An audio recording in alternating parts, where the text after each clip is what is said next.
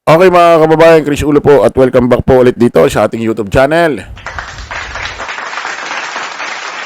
Nako, ito ha. Viral trending ho mga kababayan, mga ka-analyze. Ito hong si dating Senador Antonio Trillanes na kung saan ay talagang tinutuo ho, talagang tinuluyan na ho itong si Senador Bongo. Kinasuhan na ho diyan ho sa ombudsman. Nako, paano yan? Ha? Iba na ho ang ombudsman dyan sa ombudsman. Si dating Secretary DOJ Crispin Boyeng Rimulya na ho ang ombudsman dyan. Pinalitan ho at nag-resign na ho kasi itong si matandang Martires. Na kung saan ang dami hong inupo ang kaso. Wala man lang hong achievement yata yung matandang yan dyan. Ang daming inupo, ang daming tinulugan ho na kaso. Ha? Isa rin ho yan si Martires. Na nung inappoint ho yan ni Digong bilang ombudsman dyan, si Martires, pati ho yung salin, abay sinarado. Ha? Hindi ho pwedeng masilip. Ang dami hong pinrotektahan ho niyang politiko, si Martires. Isipin mo, anong naisip mo, Martires, bakit kinakailangan ni isarado mo ang salin hindi na masilip? Bakit hindi na pwedeng mapublic? Isipin mo, isipin mo, bakit niya naisip yun, Tapos, may kinutwiran siya, dating si Chief Justice ba yun? Yung nakalimutan ko lang ho yung pangalan. Chief Justice sa Corona ba yun? Parang nagamit yata, naging ebidensya yata yung salin. Ano namang masama kung nagamit yun para ma-impeach siya. Especially kung talagang totoo naman na may questionable ho doon sa kanyang salin. Di ba? Ngayon ito mga kababayan, nagsampa na ho itong si dating Senador Antonio Trillanes dyan ho sa ombudsman. Pakinggan ho natin konti ito. Ay nag-file tayo ng plunder case laban kay Duterte, kay Bongo, sa tatay ni Bongo at sa kapatid niya. Nako. Ito ay tungkol sa 7 billion pesos worth na infrastructure projects na inaward nila Bongo at Duterte doon sa tatay at kapatid ni Bongo, at ito ay bawal at covered ito sa plunder law.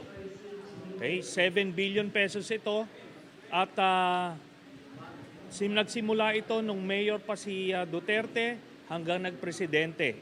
Kaya alam naman natin na magkadugtong ang bituka ni Bongo at Duterte, kaya hindi niya pwedeng ipagkaila na hindi na impluwensyahan ito. Tapos nung senador na si Bongo, ganun din. Kahit na senador siya, siya pa rin ang nag-a-act as the alter ego of Duterte's. Talagang siya pa rin yung special assistant. Kaya ito ay maliwanag na violation sa ating batas at kaya natin siya nakasuhan. Yun po. Ayan ho, mga kababayan, mga ka-analyze. Ako naniniwala ako, agree ako rito sa sinasabi ni dating Senador Antonio Trillanes.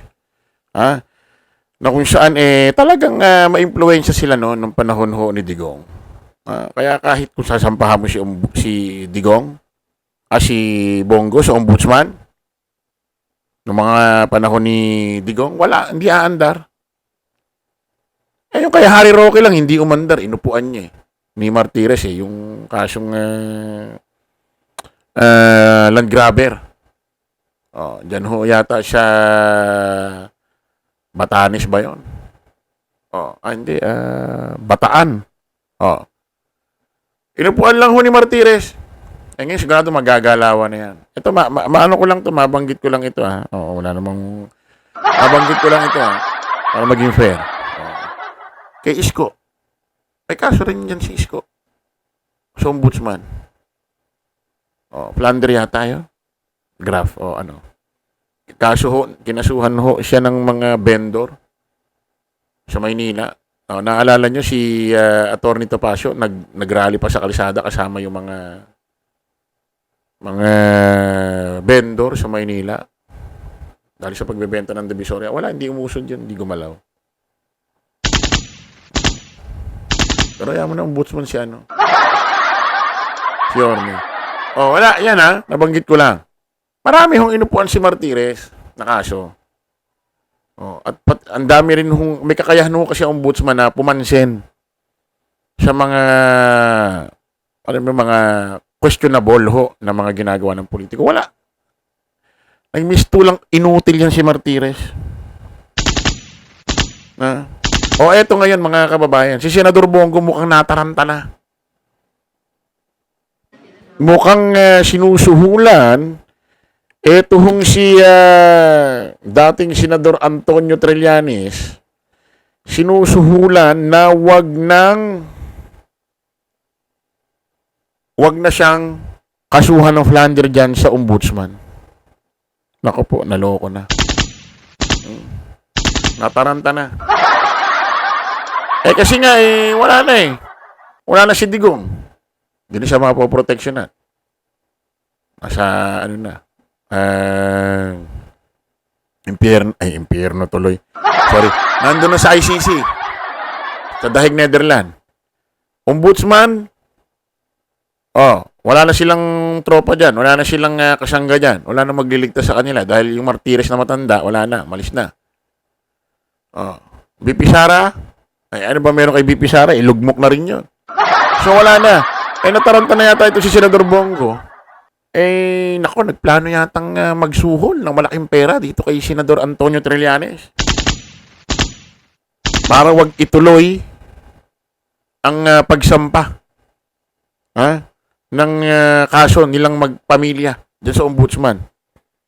Pakinggan natin to, mga kababayan.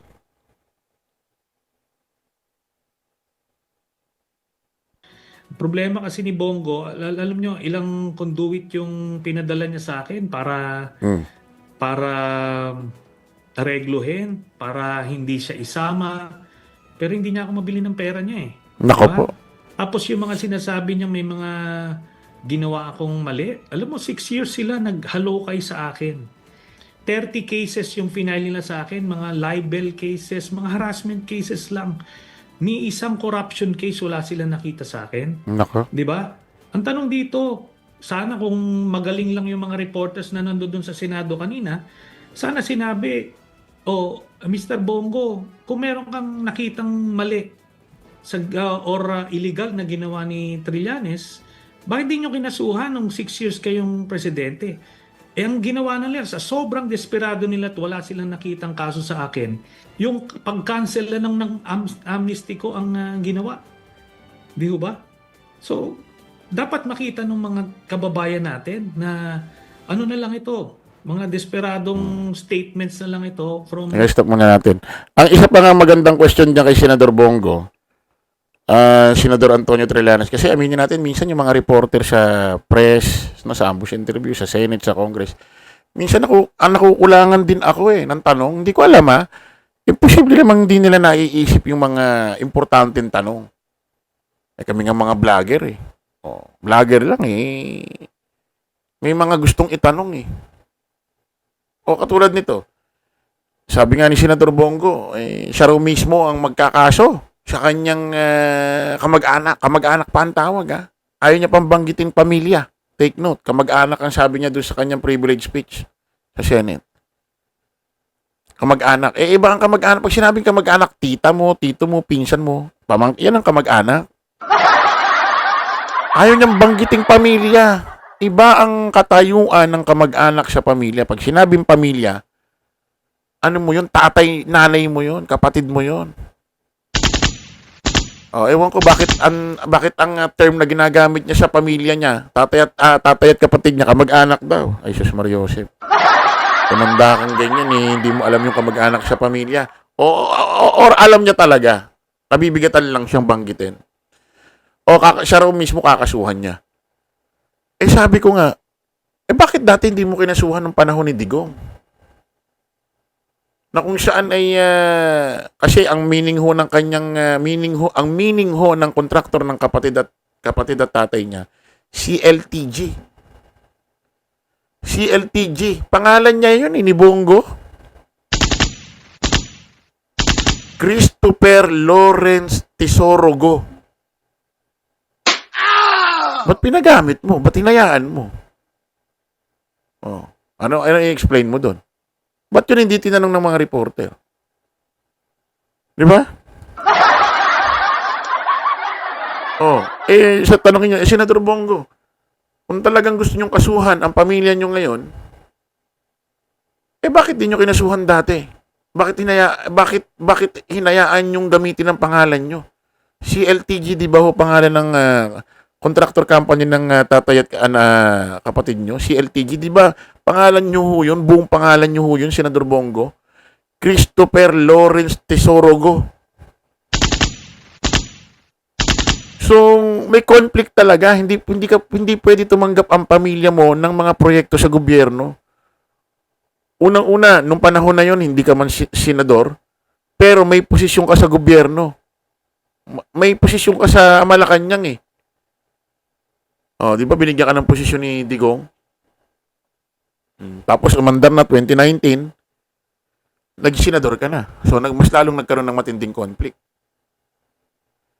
At talagang ayaw mong bigyan kung ayaw mo talaga mabigyan ng proyekto ang pamilya mo, wala kang alam, hindi mo kinukonsinti, ganyan, bakit di mo binalaan ng DPWH noong mga panahon na yun? DPWH, huwag niyong bigyan ng proyekto tong kumpanyang ito.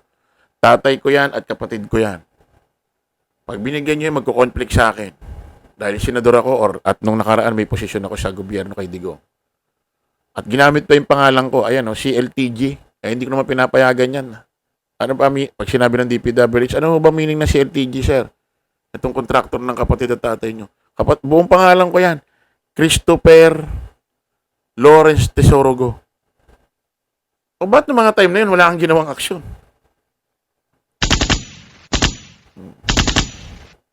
Bakit ngayon ka nagdadadakdak? Bakit ngayon ka nag-e-explain, nagtotodo paliwanag?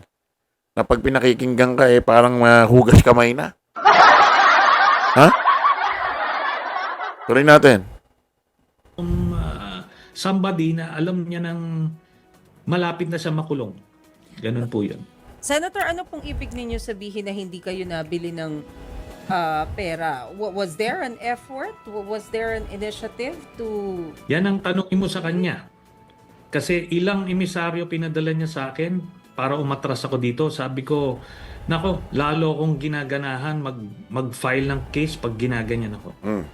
Nakaharap siya ng katapat na hindi nabibili ng pera. Kaya nandito tayo ngayon. Ganun lang yun. Ayan maliwanag ho yan mga kababayan. Bago pala nangyari ang pagsampa ni dating Senador Antonio Trillanes ng kaso diyan kay Bongo sa tatay at kapatid niya diyan sa ombudsman, 3 beses pala itong nilapitan. Anong tawag doon? Emisaryo ba yun? Ano ba ang tawag doon? Basta may usaping pera. Hindi rin nabibili si Senador Bongo. So, totoo ba ito? Ha? Nag-offer ng pera itong si Senador Bongo kay dating Senador Antonio Trillanes para hindi ho ituloy ang pagsampang kasong ito. Wala na Wala na yung kanyang mga sasandalan tulad nila Digong. Patuloy natin.